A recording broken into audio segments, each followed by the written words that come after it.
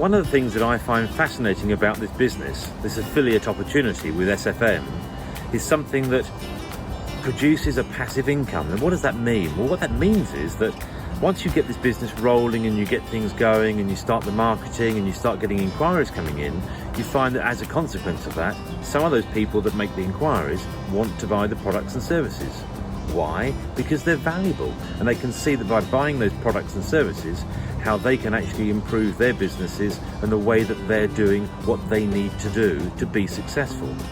So I just wanted to encourage you in this very short video that if you haven't yet had a look at this affiliate opportunity with SFM, click on the link below, or actually see my website at the bottom of this video, peterboulton.com, and you'll find on the home page, the front page, there is a free video workshop that you can click onto, and as long as you just give me your email address and your name, I'll send to you by return to your inbox the free video workshops.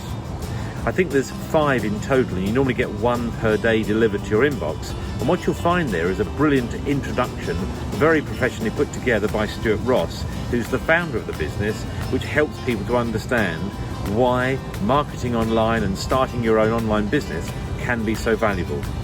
So that's my tip for today.